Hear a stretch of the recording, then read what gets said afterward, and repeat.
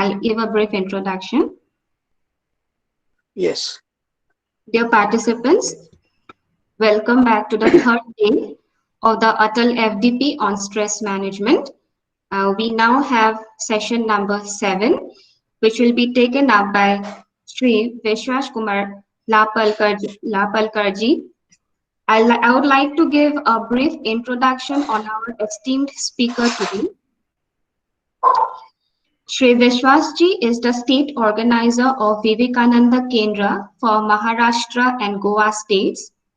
Sri Vishwasji is from Nagpur and was commissioned officer in Naval Wing of NCC and then professor in Dharampet MP Deo Memorial Science College, Nagpur, before joining Vivekananda Kendra as a Jivan Brati. Inspired by the life and message of Swami Vivekananda, he has dedicated himself for serving the nation through Vivekananda Kendra, Kanyakumari.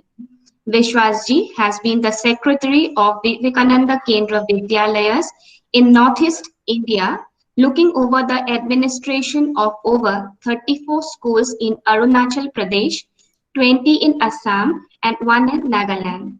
Vishwasji has worked extensively in the Northeast India for education, cultural and social upliftment of the people of that region for over 30 years. He is the recipient of Mahadev Balwant Natu Puraskar by Natu Foundation, Pune. The award is given in recognition of working in the remote area for the educational development of Janajatis. Presently, he is the state organizer Prant Sanghatak of Maharashtra and Goa for Vivekananda Kendra's work. Vishwasji was also the All India head of the Prabuddha Bharat segment of Swami Vivekananda's 150th birth anniversary celebrations, which carried the message of Swami Vivekananda to the intellectual class of the society. A voracious reader, traveler, and captivating storyteller, Vishwasji speaks on education, Swami Vivekananda, and all related subjects. Today, we are fortunate enough to have him amongst us to share his immense knowledge. We welcome Vishwas Lapalkarji to please take over the session now and start your lecture. May I request Vishwas Lapalkarji, sir? Okay. Yeah. Kindly take over the session. Yes. Namaste to all of you present in this lecture series organized by Gauhati University. Thank you very much, Aradhana Madam, for inviting me and giving me a chance to interact with the teaching and learning faculty. I am very happy that today you called me after a long gap of years. I was associated with Gauhati University's Academic Staff College when I was posted in Gauhati to look after the work of Vivekananda Kendra Institute of Culture at Usan Bazar in Gauhati. As all of you know very well that in my introduction, it was told by Madam Mishra Madam that I work for Vivekananda Kendra Kanyakumari, a spiritually oriented service organization working throughout India with their 1100 or more branches in different fields. There is not a single field which we have not touched while working in doing the service to the country. We have a lot of schools in Arunachal Pradesh, hospitals, and basically we work more in that area where normally other people do not want to go. For example, Andaman and Nicobar Islands, such a place where nobody likes to go. It is said that it is a punishment transfer or punishment it is. But we the Vivekananda Kendra workers, we like to work in such more areas only. Since I am with Vivekananda Kendra, I will start with a small incident of Swami Vivekananda's life. It was hardly somewhere in 1870-72 when Swami Vivekananda was hardly 10 years, 11 years old. And many of you are maybe aware that his father was a renowned advocate of Calcutta that time. And money was not a big problem for his father, that is Narendra's father. But his father was also a great philanthropist. Whatever money he is to collect is to share for the good of the public here and there for any small reason, for the education purpose, for the marriage or something like that. Whosoever will come to him will not go empty-handed. That was the situation with Vishwanath Datta, the father of Narendranath Datta. Now one day Narendra asked him a question, that you are giving all the money which you collect to people, you spend it. Are you not going to keep anything from me? And that was the time when father introduced Narendranath Datta to a higher dimension of life. He took him and kept in front of a mirror. And he said, I am keeping this for you. This beautiful body which we have, all of us have, with the karmendriyas and jnanendriyas, with a very subtle mind and a very creative intelligence. It is the greatest gift of God to all of us. All other things which come from outside are temporary, but this body which we have a tremendous capacity, potentiality, and that one must understand. That is how Swami Vivekananda later on explained to all of us that this body which is given to us, which has karmendriyas, that is 5 karmendriyas we have, hands, legs, mouth with tongue, then we have a reproductive organ, we have anus through which we give out all the bad things in the early morning. These are called as karmendriyas. Then we have jnanendriyas by which we collect jnana, we get jnana from different sources, and they are eyes, ears, nose, then tongue and the skin. But this is a very gross body which has a limited function and which has limited life. It cannot go. For eyes cannot see beyond 10 kilometers. It cannot go. But at the same time, the eyes can be microscope as well as telescope. Both it can work. The ears, they are so small, but they have tremendous capacity to discriminate, to identify, to recognize the sound or the voice of different people. By just taking a call, I can understand that Aradhana madam is speaking to me, or Amol is speaking to me, or Hiranjyoti is speaking to me. I can immediately recognize. Tremendous capacity is there. The tongue is having, nose is having, everything is having. Now this beautiful instrument which we have is not only the karmendriyas, jnanendriyas, but subtler than that is our mind. And this mind is related with so many things. The most important being our thoughts and our emotions, which are very important. And our subject of today, the stress, is related with this mind only. This mind has 2 capacities. One, it thinks, and another capacity that it has emotions, which are expressions of our feeling towards the things which are happening here and there. But still, subtler than the mind is our intelligence.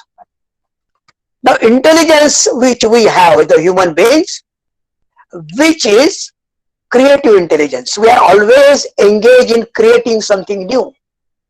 And because of that creative intelligence, today we have so many things which can give us happiness. At the same time, it can put us to stressful stages also. This intelligence is also there. And more subtler than that, we have the soul, which is called as, or in our Indian ethos, we call it as Atma, ethos. Because of which everything can function. The body, the karmendriyas, the jnanendriyas, the mind, the intelligence, all this can be present, all can be function only if there is a soul which is alive. Now these are the things which are given to us God. I was just wondering that when I brought a washing machine in my home, along with the washing machine, the shopkeeper has given us a manual. That manual was to how to operate this machine. If anything is wrong, how to repair it, how the life of this can be improved, how the life can be utilized to this maximum, what are the cares you should take for maintenance. So many things are given in that manual. It is not only the washing machines, all the electronic gadgets which today you have, whether it is a small phone, cell phone, or a laptop, or a TV, or whatever is you have a manual. I was just trying to recollect whether any manual is there for using this body and mind and intellect. Whether anybody has worked upon that how this body should be used. If anything comes wrong, it becomes wrong in our body, how it can be repaired. What is the maximum best use of this body? All these things came to my mind once, and then I started searching. What is that which gives me everything? And then I understood that our saints and sages, our rishis and great scientists of the yesterday years, they have found out that how the best use of this body-mind complex can be there.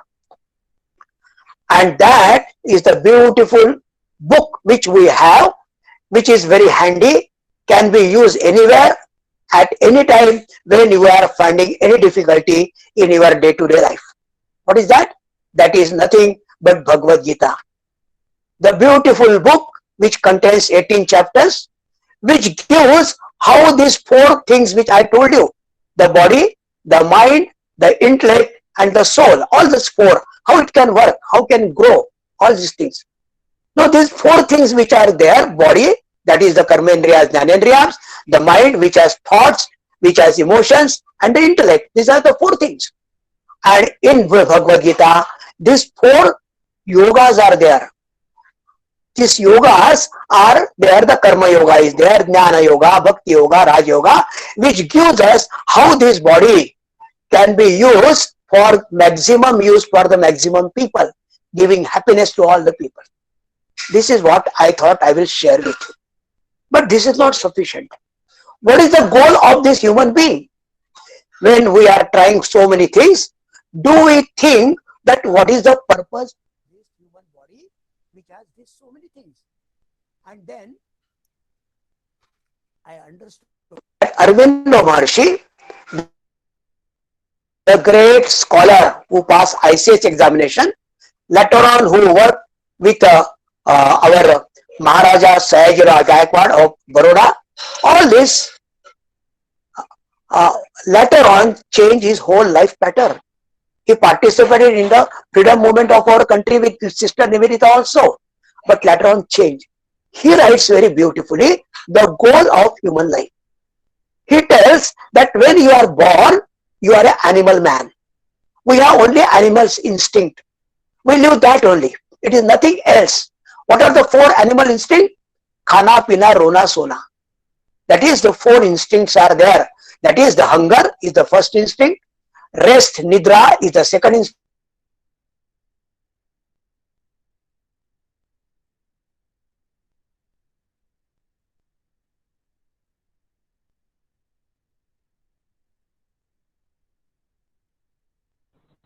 Sir आवाज नहीं आ रही है.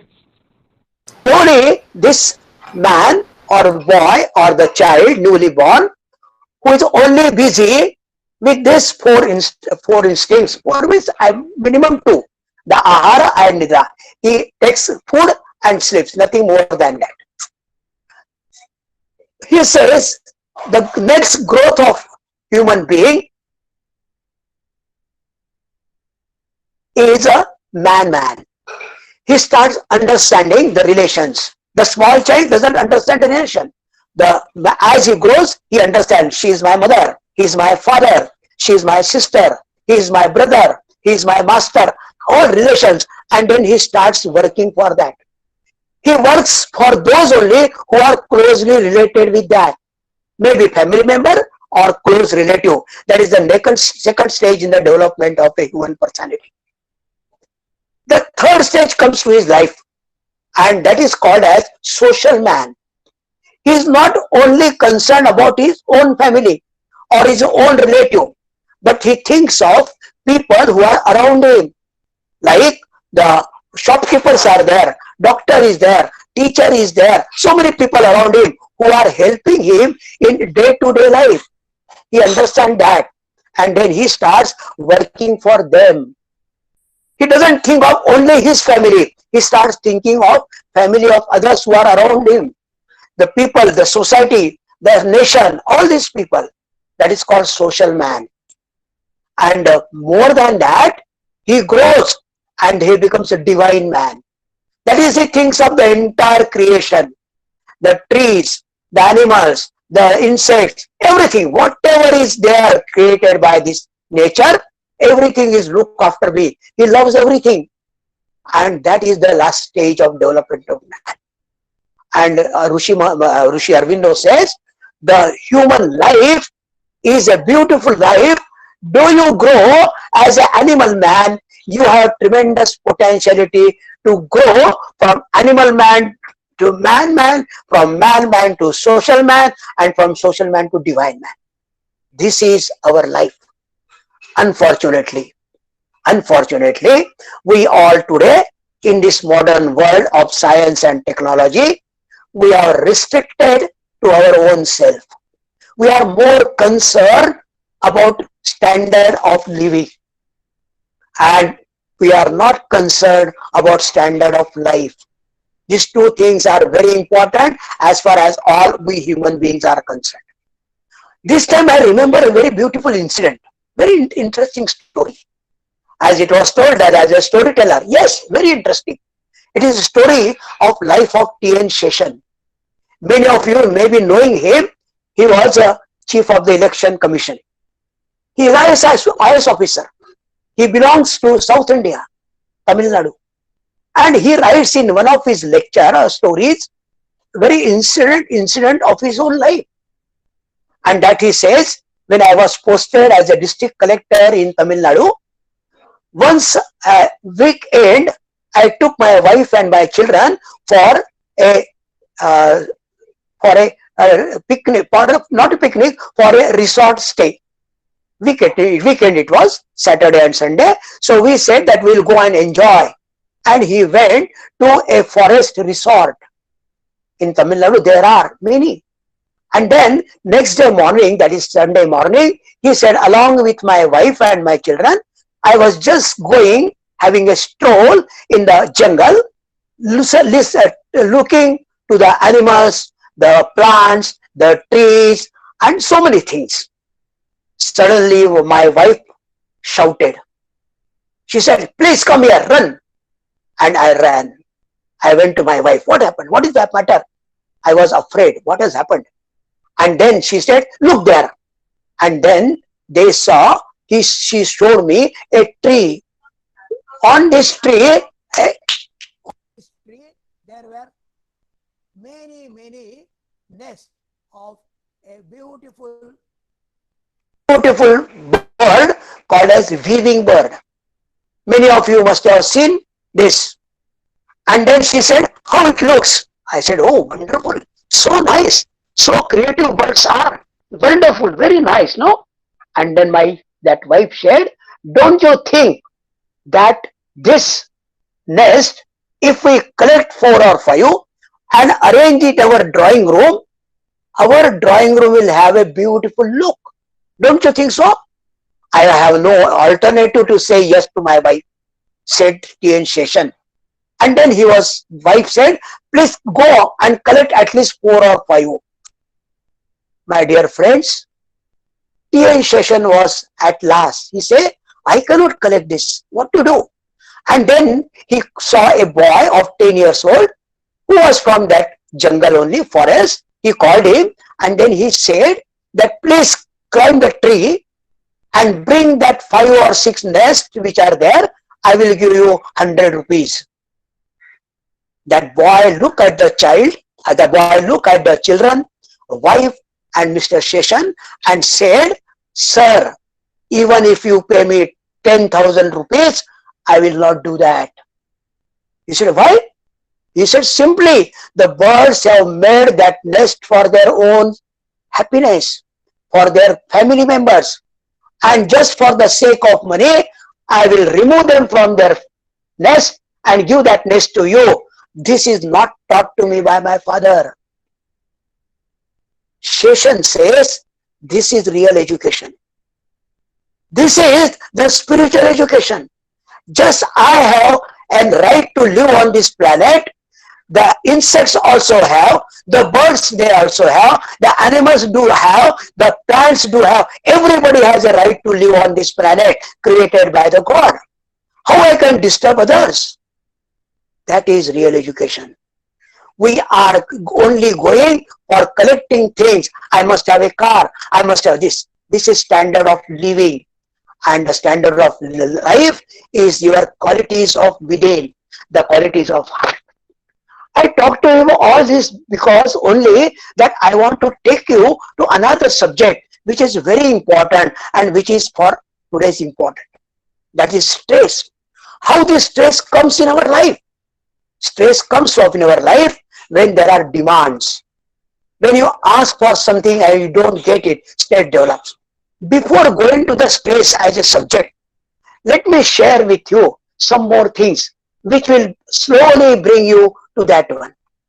So this education which you and me are giving to the students is lacking this spiritual education. The purpose of this life, the purpose of this having beautiful human body, this we never teach. We teach about physics formulae, we teach about chemistry formulae, we talk to them about periodic tables, we talk to them about anatomy, we talk to them physiology, we talk to them genetics, so many things we talk about. But we do not talk to them about the what is there inside you. That is more important. You and me, all of us, it is said, one of the scientists has said, you and me, that means all human beings, they are patients of cancer. Now when I say that, you will be afraid. Am I a patient of cancer? When I say patients of cancer, means cancer of C. C is very important. This C is very common to all of us. Our whole life is managed by these C's only. And this C's only creates stress in our mind. And that's why these three C's you must know. Three important C's. One is competition. Every one of you and me, we are always competing with others. Whether for his Bangalore, mine is 2 BHK, he is having 3 BHK. He is having 4 BHK. Mine is Baleno, he is his duster. Competition. Always competition. Always we compete. He has gone, he has become associate professor. I will should go to layer of competition. Comparison, always comparison. I am beautiful, I am smart than him. My shirt is better than his shirt. Always comparison. And third is criticism. Not a single moment go without criticism. We always try to criticize people for small reason. I was also a lecturer in Nagpur. I was lecturer in an Institute of Science, teaching to the postgraduate students. And fortunately or unfortunately, most of the members in my faculty or staff, they were ready to teach us. And whenever I will come or any gents will come inside the staff room, immediately they will stop talking. Now I asked one day, what happened? He said, no, we were talking about XYZ. You will not like that. Always criticism of other people. We don't find good thing of other people. We always think which is lacking in him. And because of that also stress comes. So giving this little background to all of you about human life, its purpose, and how we can do it, that will come later on. But human life is a most precious life. What you can do best is it possible in this life. The animals cannot do that. The plants cannot do that. They have limited thing. Man has tremendous potentiality. Man can go from animal to divine. This life is for that purpose. This life is not for making money. This life is not making for a good house. and giving birth, that Maithuna, as I said, that yeah, I must have a child, I must have a son, I must have a son. How many things, crimes are happening in the world today only because they do not have a male child, they do not have a child. How many divorces? Only because the mother, the gen or ladies, either of them, they are not capable of producing generations. My dear friends, I just analyzed this life in very short. This Bhagavad Gita gives you all the details. Once you get time, please try to go. Let us come to what is the stress. Stress is our subject today. How this stress comes and all these things are very important. And lastly, we will have 10 to 5 minutes of practice. Are you 10 minutes, 15 minutes practice? How we can keep our this mind, which is the source of all stress, that how we can keep this in sharp. That we'll see later on. So, scientific and technological progress all over the globe has made man highly sensitive, critical, and also creative. Sharp to the core, his intellect has gained tremendous power of analysis.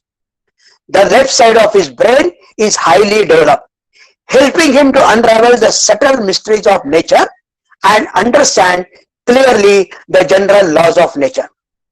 Technology has helped man to reap the benefits of its use. Automation and computers have brought great speed and sophistication in all our interaction. In search of happiness, we are propelled by a desire to increase our living standard by acquiring more and more comfort-giving objects and experiencing the sensual pleasure.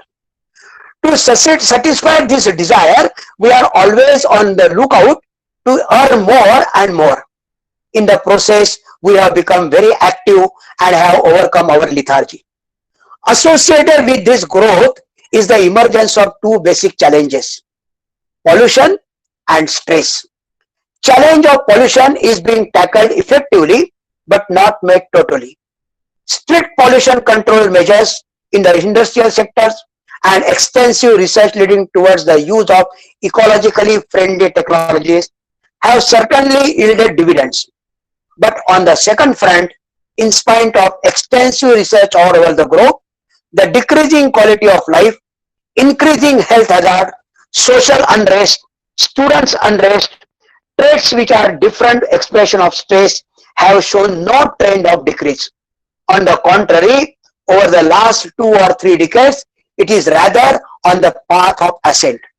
The current mechanistic worldview, the matter-based approach, the increased dependence on the science and technology, and the associated lifestyle have to undergo basic changes towards embracing a more holistic world view and a healthier and more harmonious life.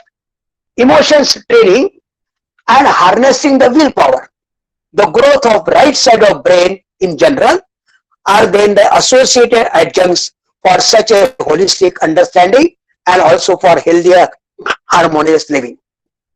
And that is what is very, very important. And this stress, what is the stress? How it is defined? The stress is defined by 2 scientists very well. His name is Shelley and Levy. These are the 2 scientists. They define stress as a non-specific, conventional and phylogenetic based response pattern, the primary function of which is to prepare the body for physical activity such as fight or flight.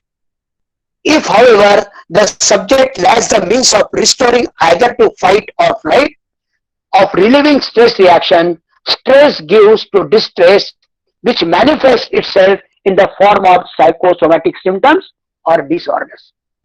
So stress is nothing but a non-specific, conventional, phylogenetic based response.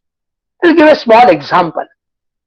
When you are going by the road, you are driving a car or walking, suddenly you see a snake in the middle of the road, and suddenly you make a break, and then there is a shivering. Oh my God. Or you are walking on the footpath and suddenly something happens and you say, oh my God. You are suddenly, at this moment, when these emotions, which thoughts they come into mind, there are two reactions.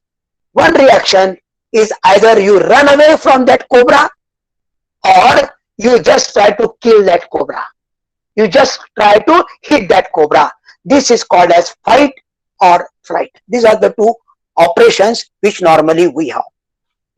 These two kinds of stresses that are distinguished by Selye and Levy. He said there are two types.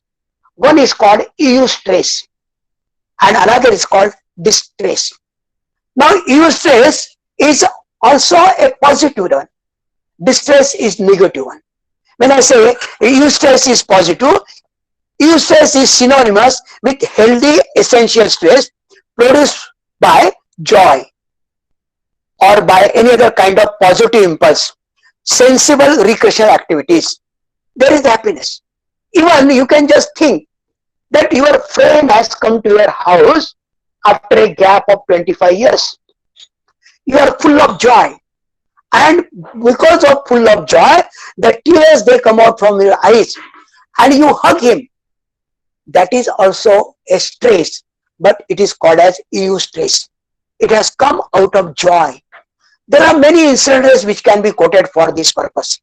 For example, there is a cricket match between India and Australia. Maybe it is a World Cup tournament, and then everybody is under a lot of tension. What is going to happen? How Dhoni is going to play? How Virat? All these things are happening. We are looking to each and every ball. And every ball, if it goes to 4, there is a joy. If it is out, there is a distress. So this stress is very common to all the people being. So the eustress is a joyful one. It helps a lot to grow.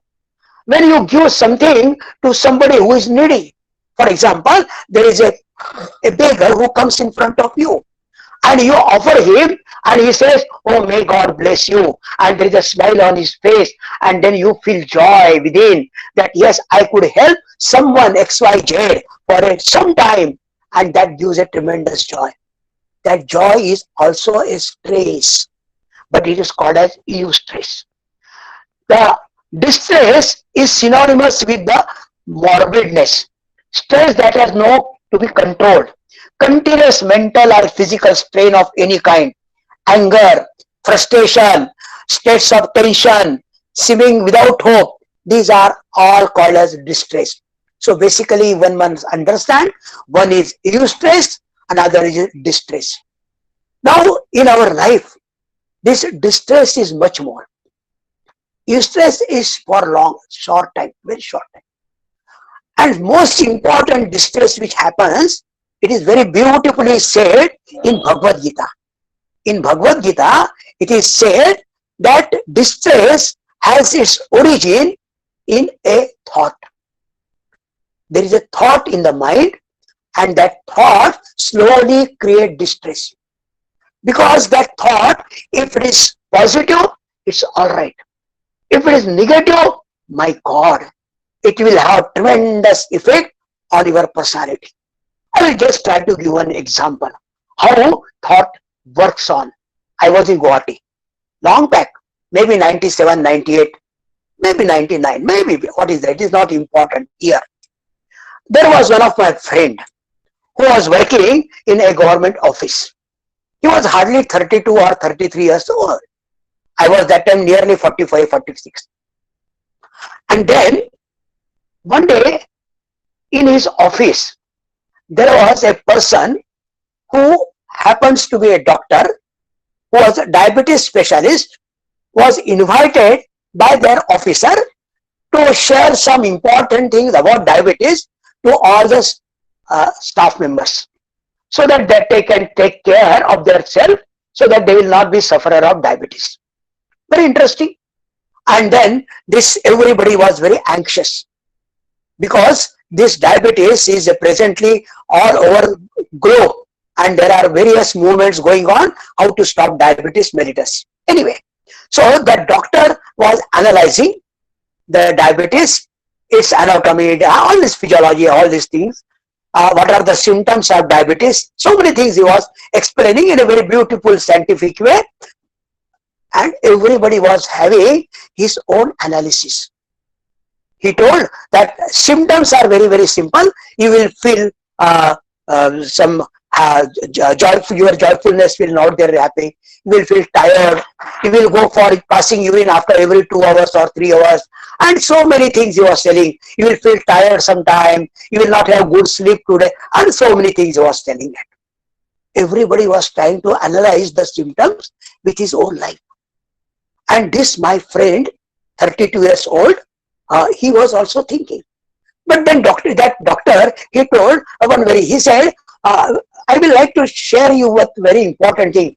But these diabetes symptoms are more pronounced or more clearly seen once you enter in the age of 40 and above. Till age of 40 years, you should not have much problem. Don't worry about that. But those who are above 40 years, they should take enough care.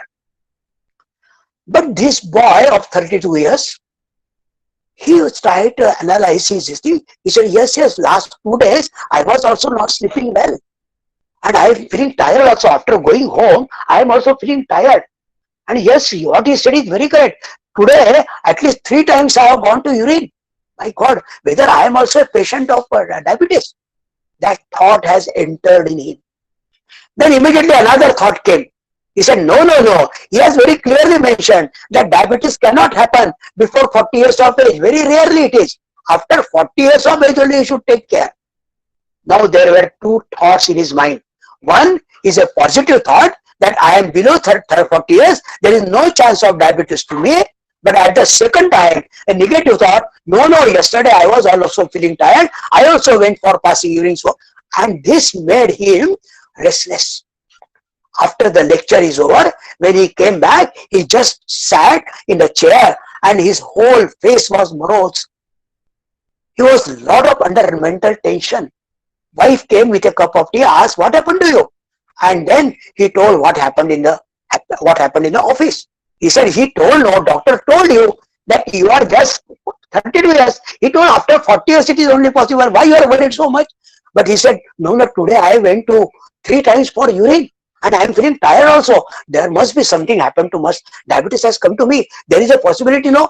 And this thought started ruining his life. Wife tells, don't worry. You do one thing, tomorrow morning, go to a pathologist, give your blood, check it and come back. Now, during that time, in Gauhati, you will not get the report of the analysis within 1 day. 2 days it will take. Now, he gave, next day morning, he rushed. He rushed to a pathology laboratory, which was in Pan Bazaar, and gave his blood. He said, I want to test for sugar and all this thing. And he said, tomorrow evening by 4 o'clock you come. Now morning 8 o'clock he has given blood for the checkup. And next day 4 o'clock, that is more than 30 hours, this thought is going on his mind. That thought is working on him. The mind has become negative now. Sometimes positive thoughts, they come to mind, but this negative is overruling the positive thoughts. And next day, 4 o'clock, before 4 o'clock, he reached the pathology laboratory to get the report, and he got the report. He saw immediately, and there was a normal thing. Nothing was there. There was no trace. He was very joyful, very happy. He ran back to home, caught hold of his wife. He said, no, I do not have diabetes. I do not have diabetes. Thank God. And he had a cup of tea and snacks and all these things. He was just sitting on a chair and his one friend came. His friend came and his friend asked, what happened? You are so joyful. What has happened? And then he narrated the entire thing which happened in the hospital, then how he went to pathology laboratory, he said, show me your report. And then that gentleman showed him the report. He looked at the report. He said, my God, what a nonsense thing you have done. Why you are going to this pathological laboratory? It is hopeless in Gauhati. Don't go to such a. You hopeless people, you go to this pathology laboratory. This is hopeless. You don't believe on this. It is hopeless. You go to some other doctor. You said, which other doctor I should go? You said, you go, there is a branch center in Fancy Bazaar. In Fancy Bazaar, there is a good doctor. He is MD. He is from foreign. He will be doing very nicely. Go there. This man again went there. Another 2 days. Positive, negative, positive. Again negative. Another friend came. He said, no, don't believe in Assam. Assam is a land of lie. Here doctors are useless. Teachers are nothing. You better go to Calcutta. Calcutta is the best place for this allopathic medicine. You go there. And this man take leave from the office, goes to Calcutta. From there also it comes positive. And sorry, negative. And then he comes back to Gauhati, very happy. Another person comes to him and he said, my God, now Calcutta has gone now. You must go to Apollo in Chennai. If you go to Apollo in Chennai, then only possibility is there. And then he goes to Chennai. By the time of these 8 days, already he has developed diabetes. In Apollo, they came to know that diabetes is there in a starting stage. Why it happened? That thought has created havoc in his mind. It says, dhyayato vishayan punsa sangasteshu pajayate sangat sanjayate kama kamat krodho bijayate. Krodhat bhavati sammohat, sammohat smriti vibrama, smriti bhramshat buddhinasho, buddhinashat pranashati. In Bhagavad Gita, very beautifully it is said, repeated thinking about objects leads to attachment. When you think of anything, repeated thinking about objects leads to attachment. Attachments to desires, strong likes and dislikes, desires to anger. When you don't get what you want, you become angry. And when you become angry, you lose control over your brain. Krodhat bhavati sammohat, sammohat smriti vibramaha, smriti bhramshat buddhinasho, buddhinashat pranashyati. Once your intellect has gone mad, you do not know with whom you are speaking, what you are speaking, what is the position of you, what is the position of him, who are. All these things are gone and wrong thing happens only because a thought which has been created in your mind plays havoc, creates stress, and that stress leads ultimately to your complete, what we can say, that stress will lead you to various diseases. Therefore, in mind, you must have some very positive thoughts. The attitude towards life should be positive. That is how, if you want to be stress-free, yes, stress is common. There is nothing wrong in that. Good stress is good also. But excess of stress will lead to distress. And therefore, we must try to understand what is the physiology of this stress. Physiology is very important. Unless you know the physiology of stress, you will not able to understand the gravity of this. Let us try to analyze what is the physiology of stress. Whenever man is subjected to stress, his entire physiology tries to help him cope in the best possible way by making the required internal adjustment. We have our system by which we can control our stress. We can cope up with the stress, because stress cannot be a permanent thing.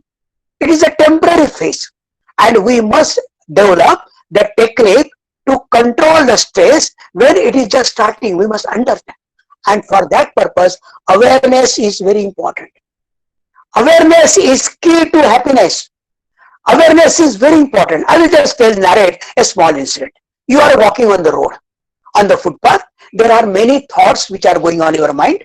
Many things are going to happen, and all these thoughts are there. Your head, his mind is packed with so many positive, negative thoughts of family, or just for the sake of just for example, think that you had a fight with your wife or your father or your mother at your home for one or the other reason, and in that angry mood, you are moving towards the office. You are walking. Thoughts are there in the mind. You are walking, and suddenly there is a big hole of drainage, and you just get into the drainage. Why happened? You were not aware. If you have been aware that there is a drainage down or there is a hole of drainage, you would have gone from other side.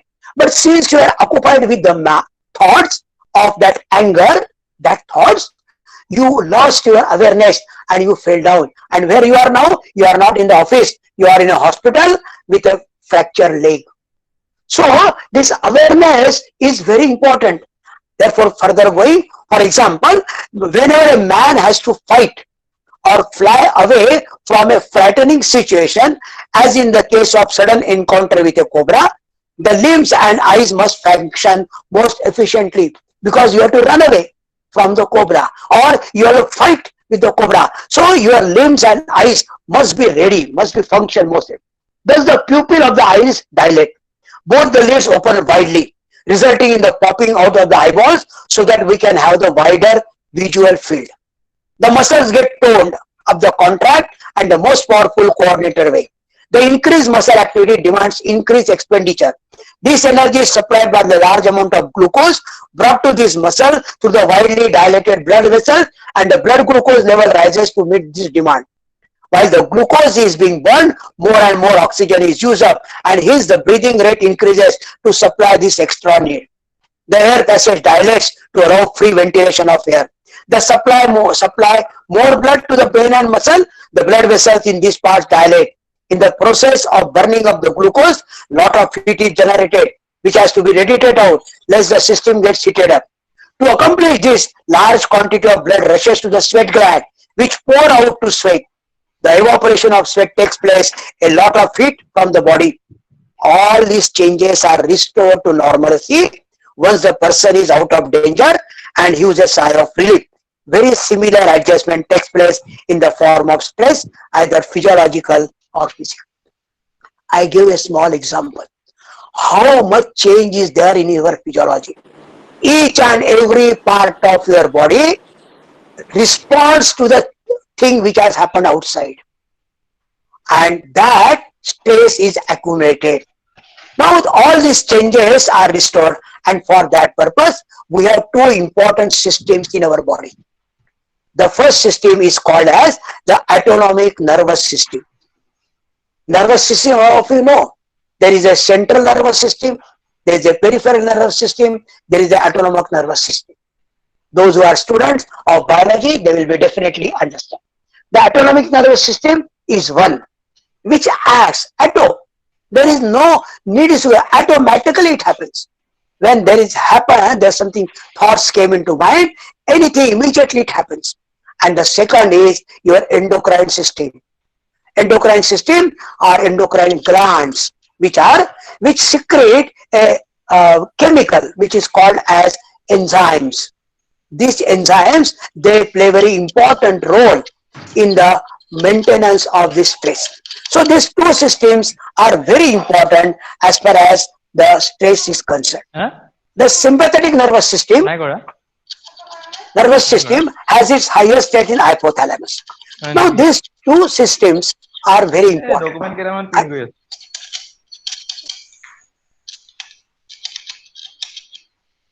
Somebody is speaking. Will you please unmute yourself? Mute yourself. Lakshadip Kumar. Yes, sir, unmuted. Sorry. So I got the flow as so the autonomic nervous system and endocrinal system. These two systems on our body, in our body, are very, very important. Autonomic nervous system also has two parts. One is called sympathetic, which sympathizes with your body and it gets stimulated. Now, what has happened in earlier state? The parasympathetic sympathetic nervous system has stimulated all the different organs of your body. The dilatation of the pupil, the limb muscles, or so many things of your whole body. They were stimulated. As because of they were stimulated, they came into action. And as a result of these actions of various organs of your body, various muscles of your body, the blood vessels of your body, all these things, you can challenge the situation. You either fight or you fly away, or you take flight. This is called sympathetic nervous system. Now once the work is over, this should become normally to down system. That is called parasympathetic system. That means what has been instigated, what has been stimulated, now is to be relaxed. And parasympathetic system relaxes the whole system again, and you become normal. So Autonomic nervous system functions in this way. Very important. One is stimulates, another is relaxes. So thing is very important. The second is endocrine system. As I told you, this endocrine system secretes hormones. They are not enzymes. Sorry, by mistake I said enzyme. Hormones. They are called as hormones. They are chemicals. And we are having various centers where these hormones are secreted. They are called as endocrine glands. Hypothalamus is one important, pituitary another important, adrenal gland along with the kidney, there are like that. They secrete the hormones, and hormones are also responsible for creating chain of reactions in your body. Hormones do not participate in any action, but they stimulate. So this autonomic nervous system and endocrine system, these two systems are very, very important in our body, which are trying to maintain our stress. Now this stress, if it is not maintained properly, if the stress is not there, if you do not take care of the stress, what happens? How it functions? This is very important. I think we must state there are this one. That how this stress ultimately, as I told you in example of diabetes, the thought has created the stress, that stress has resulted into diabetes. Now how will this happens? This two scientists, they said the 4 distinct stages in the development of the stress disorders can be recognized. Recognition is the, we can say that recognition is the half solution of any problem. If you know the problem, then you can find out. If you do not know the problem, what is the solution? No solution at all. So recognition is the half of the solution. So what they say? They said that there are 4 distinct stages in the development of stress. One is psychic phase, as I told you, thought level, psychic phase. Second is psychosomatic phase, that is it works on your body. Mind and body have very good relations. In your day-to-day life also, you can definitely see the mind and body, how it happens, how the relation is there. You cannot, all body, mind, all these things, they are so related to each other that anything disturbance in your mind will percolate to your body after some time. So first is psychic phase, second is psychosomatic phase, third is somatic phase, and fourth is organic phase. Organic phase means a particular organ. Psychic phase means at mind level. Thought comes to mind level, and then that creates a lot of things as chain reaction which are happening, and it percolates into your body. Body starts functioning in accordingly that.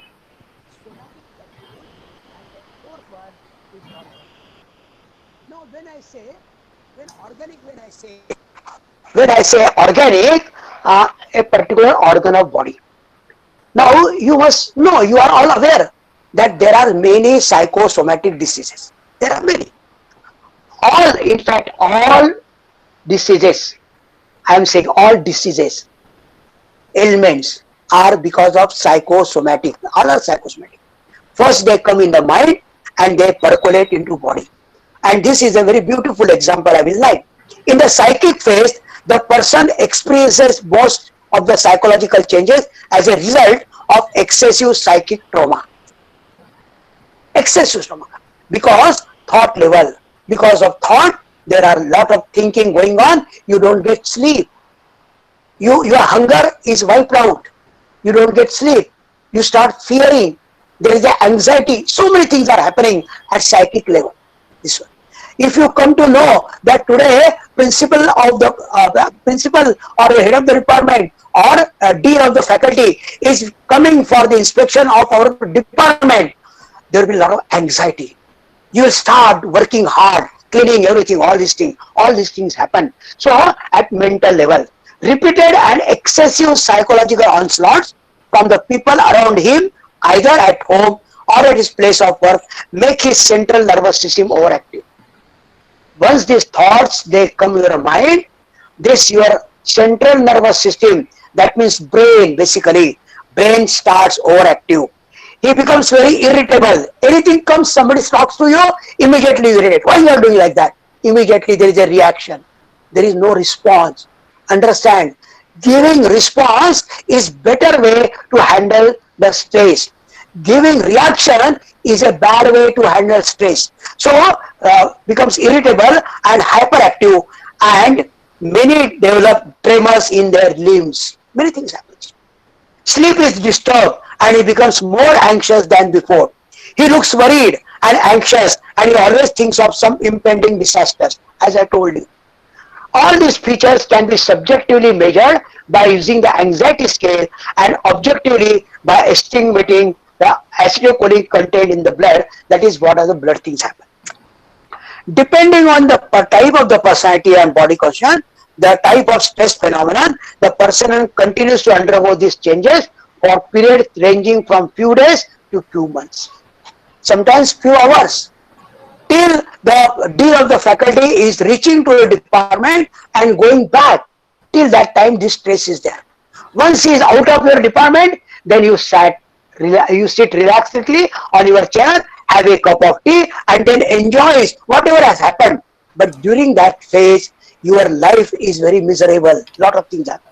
If the same situation continues, the patient goes to the phase 2 of this phenomenon, that is called as psychosomatic phase.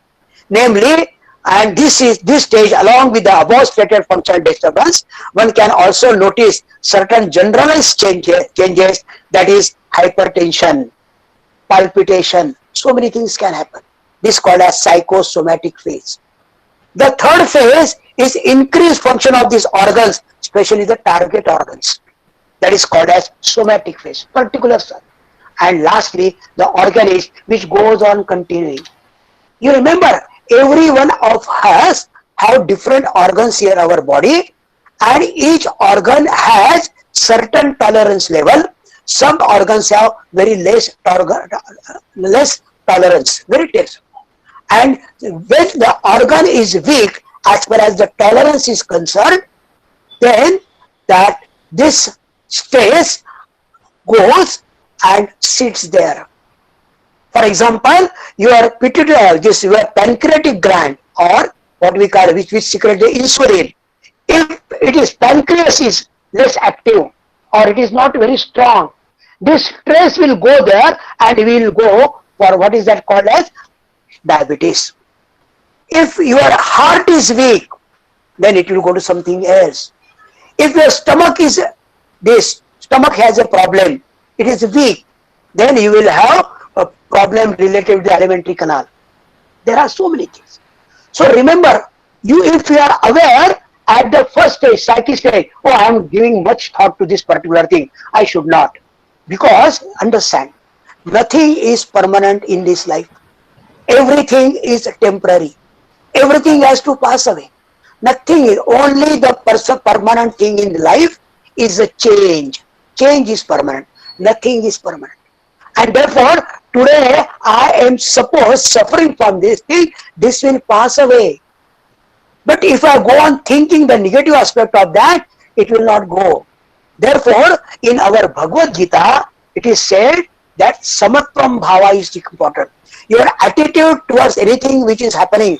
Today, you are having fight with your wife, you go very angrily from home to the office. When you come back, your wife is normal, she offers a cup of tea to you and tells what has happened in the house very nicely, because anger is not permanent. Anger is not permanent. Joy is also not permanent. Joy is also not permanent. Everything is temporary. Therefore, this awareness is very important. Do not get indulged in any type of positive or negative. Something Buddha says very beautifully, samatvam. Buddha says very beautifully, samatvam. Samatvam yoga uchyate. If you have same attitude of mind towards yasha and apayasha, the winning and the losing, nothing happens. Today you are going to win, tomorrow you may lose, because nothing is permanent. So this awareness at the psychic level, if you develop, then the problem of stress will not come to you. Now this stress, when it is excess, it hits, and how to control this then? There are different ways. Because all diseases which you have, where you go, they are related with your mind only.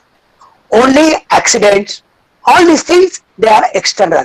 They are not related with. We call it that eustress. They are temporary. You are fractured for 1 month or 2 months. That is there. All right, you happen because that is an accident. Accident will not have much effect. But this mental stress is much more. Physical stress can be tolerated for some time and can be cured of.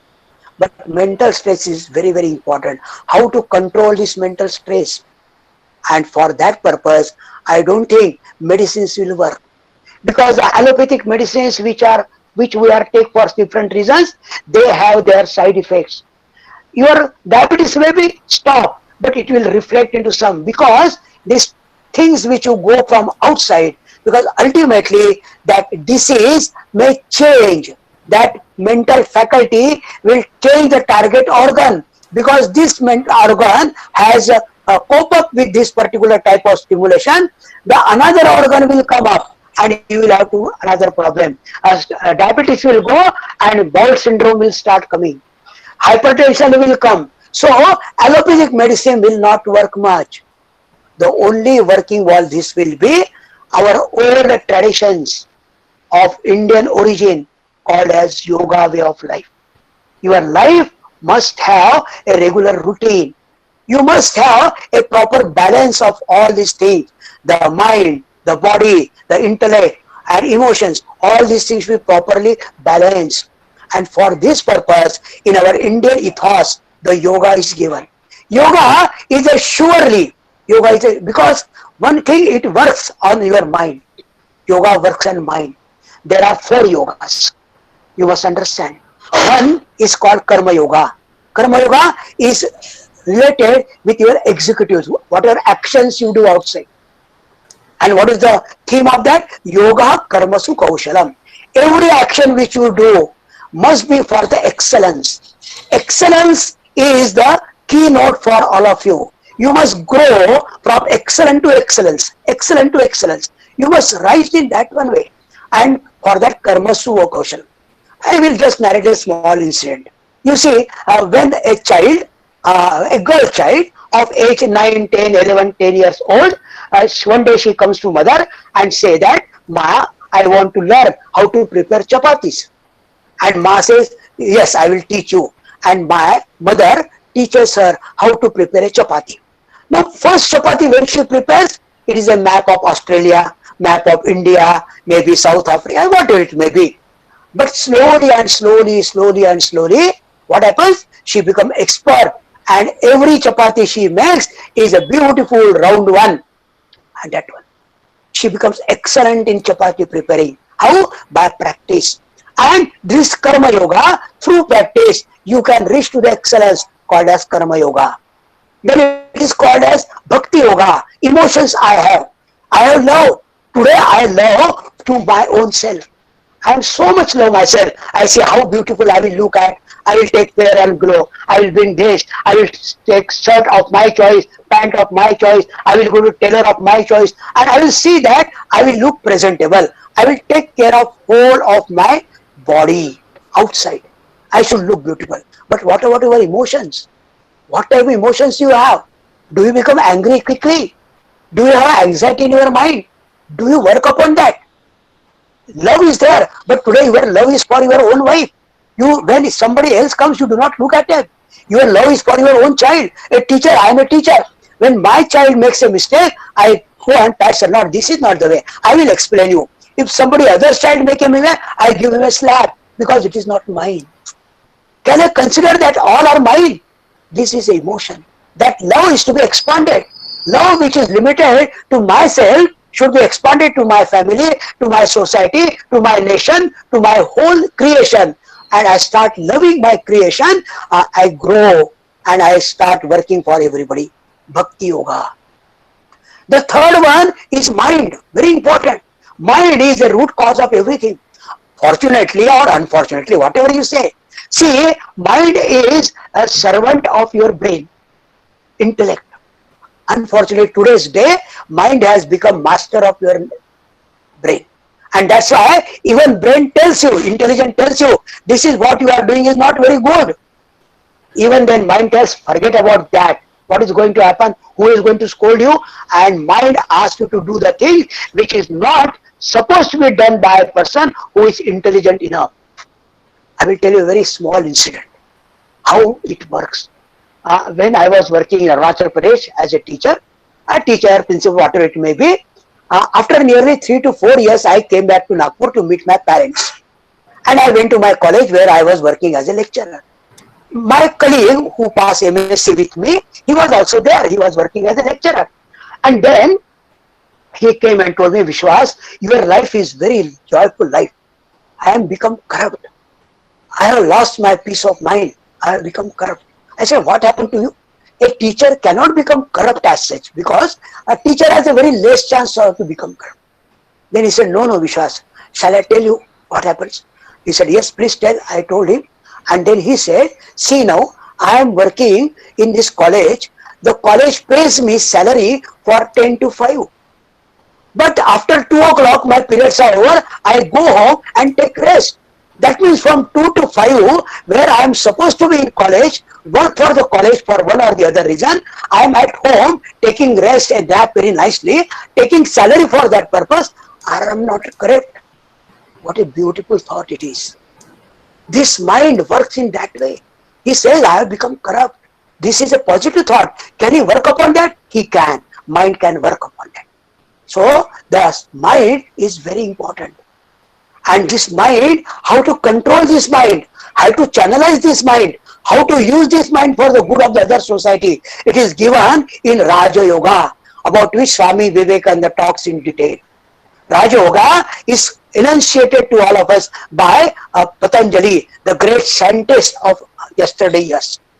He has given to control mind, you have to control first the body, you have to control the breathing, and then only you can control the mind. You cannot directly control the mind. Mind is like a monkey.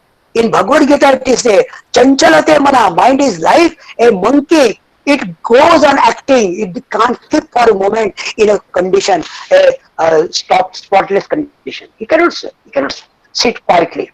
It will always be active. If you have gone to any zoo, you go to monkey's cage and you will understand that. This mind is like that. Hundreds of thoughts, different types of thought, and these thoughts makes us tired sometimes. And Patanjali gives a very beautiful system. He says, first you must discipline your life. The Yama, Niyama, Asana, Pranayam, Pratyahar, Dharana, Dhyan, Samadhi. These are the stages. And through this, you can definitely control your thoughts, channelize that thought in proper way. And the fourth one is, depending on your intellect, that is called Jnana. So my dear friends, stress is must for this. Unless there is a stress, you cannot work also. But the stress, you must have a knack of controlling this stress, managing this stress. Therefore, stress management has become a subject of today. It is a subject of today in whole world. There are many courses which are going on, whether by Art of Living, by Vivekananda Kendra, by Chinmaya Mission, or so many things are there. They are always trying, because man is subjected to stress, and this stress is to be managed. Is a beautiful tool which we have. The life itself has a capacity to manage this, only if we learn the basic principles of this. So stress is unavoidable. Only thing that you can manage it, and then get away from the stress related or state aided all ailments which are called as psychosomatic ailments, which is like diabetes is there, hypertension is there. There are 20-25 list I can give you. All these are sleepless, insomnia is there, migraine is there. All these are psychosomatic ailments. The only method by which you can control this stress, the method by which you can control these diseases, bring in under your control, is by yogic way of life, in which you must have a systematic pattern of life. The 24 hours of your life should be managed, because you do not have more time. You have 24 hours only. How you manage it, how you make your life in a very systematic way, that is the only way by which you can manage your stress and lead a very independent, a very joyful, happy life. purposeful life, I will say that once you start working for others, you will get joy of that, and then you will not have stress at all. Selfless service is the best way of having no stress. Swami Vivekananda gives a very beautiful message. He says, they alone live who live for others. The rest are more dead now. Those who are self-centric, they are prone to more stress. Those who are away, they are not self-centric, but they always think of the people around him, try to work for the happiness of the more people. They are always stress-free. Today I am with you. I have no stress. I am now nearly 71 now. No diabetes, no problem is there. I am not going to doctor. For many years I have not gone to doctor at all. Nothing is there. Because there is a joy, there is a purpose for life. And because of this purposeful life, I am away from this stress. So if you want to be away from the stress, please remember, do something good for the other people. Do not be self-centered only. Think that all people who are around you, they are all interconnected, interdependent, interrelated. We cannot live with the society. We have to live with the society, and therefore we must help the society maximum way. Take out some time for the good of the society. You will feel joy. When I come home, night good sleep. By 10 o'clock, I get sleep. There is no problem for sleep. Early morning, I get up. No problem for that. Only because the mind is fresh all the time. Because I am working for the good of the people around. That is what is the a secret of how you can be away from stress, and which is related to sex link. All you can say that stress related diseases like psychosomatic diseases. I hope this will help you in your day-to-day activity. Change your lifestyle. Lifestyle is much more important, and this change in lifestyle will definitely help you a lot. I will just give a 10 minutes exercise to you. I know all of you are at your home, comfortably sitting. Wherever you are, you can sit. If you can lie down, you can lie down also. And just close your eyes. Just 10 minutes we will have. Last 10 minutes are there, or 15 minutes are there. At 10 minutes we will have, and 5 minutes. If you have any questions, definitely we can have it. Just lie down on the ground or sit comfortably in your chair, wherever you are. Close your eyes. Have a beautiful smile on your face. Keep your both hands on your thighs or knees. If you are on ground, take your both hands by the side of your body on the ground. Let your fingers be apart from each other. Just observe your breathing. Breathing has a very important role to play in the calming down your mind. Observe your breathing. Let it be slow, deep, rhythmic, and with awareness. Be aware that when you inhale, cool air is entering in the system. As you exhale, warm air is coming out. As you inhale, abdomen slowly comes up. As you exhale, abdomen sinks in. Be aware of breathing and corresponding movement of your abdomen. Relax completely. Be aware of your breathing and corresponding change in your abdomen. Rhythmic movement of abdomen is going on. Enjoy it. Just have a glance at your body, starting from the tip of the toes with closed eyes. Do not open your eyes, just close eyes and observe both your toes, soles, ankle joints, calf muscles, knee joints, thigh muscles, buttocks. Just look at your back. Look at your spinal cord and vertebral column, muscles of the back region. Look at your abdomen, the chest, the sternum, heart, lungs, your shoulders, both hands. Start with the small finger. Look at your small finger, ring finger, middle finger. index finger, thumb, palms. Just look at your wrist joint, muscles of the forearm, elbow joint, muscles of the upper arm, shoulder joint, neck. Look at your chin. Beautiful. Then cheeks, lower lip, upper lip. Just enjoy the breathing, the air going in and air coming out. Just enjoy. Eyes. Eyes are closed, covered with your eyelids. Just move your eyeballs within your eye cavity without opening eyelids. Relax completely. Relax your eyebrows. Relax your earlobes. Relax all the muscles of forehead. Have a beautiful smile on your face. Completely relax. Just now concentrate on your heart. Observe the heartbeats, the continuous contraction and expansion of your heart, corresponding with the expansion and contraction of lungs. Enjoy it. Go within.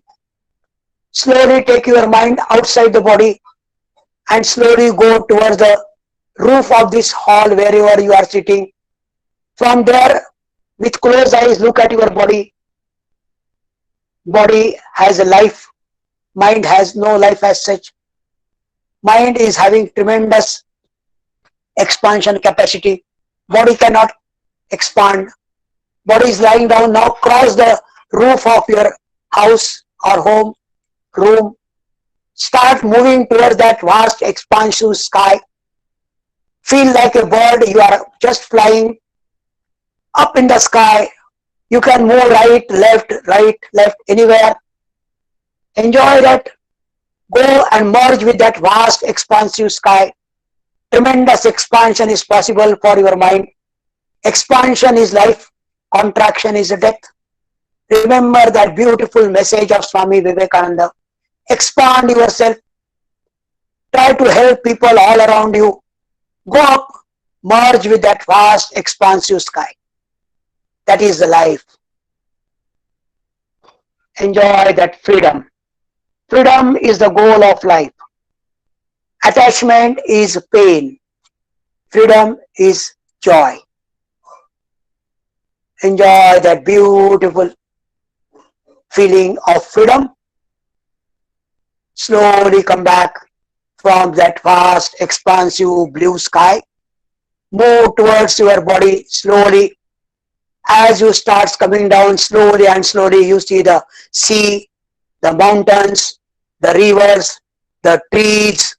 Slowly, slowly as you come down, you see the people around and slowly come back to your own body. Enjoy the beautiful calmness. And very slowly, without disturbing this beautiful silence of your mind, very gently open your eyes.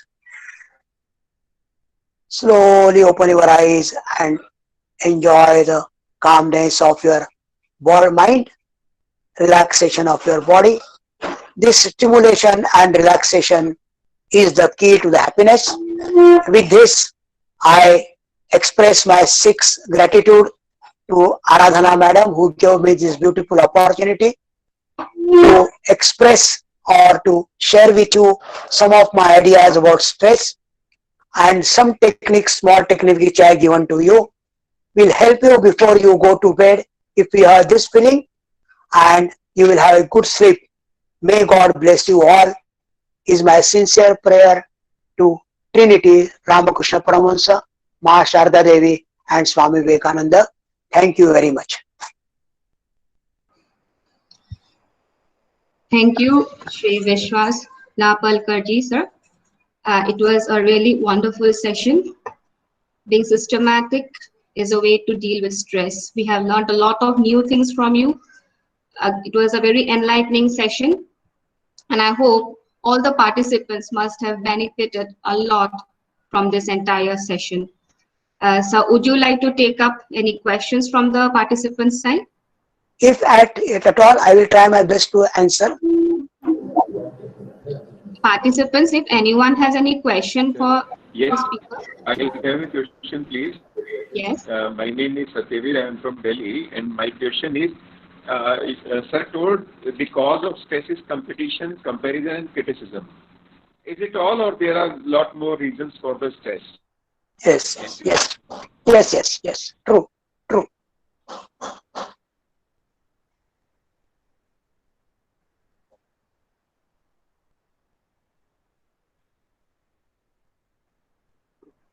Any more? Yes, ma'am. This is Dr. Sanjay from Yes, Gauhati University, Greater Noida.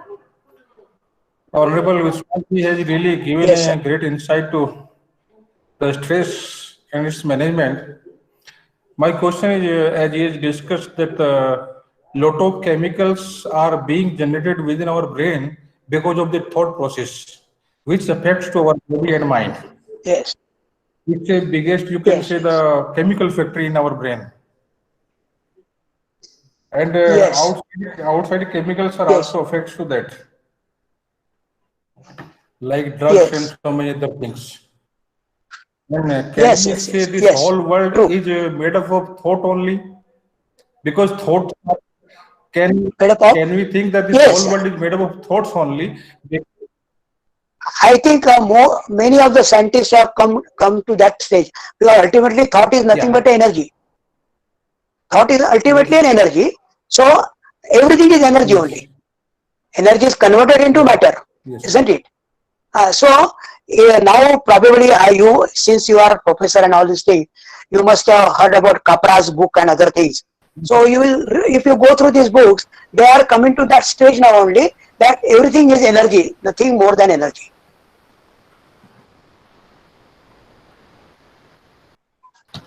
Dhanyavad. Any more Thank you. Sir, question? one more question, madam. I'm Narendran from Madurai. Yes.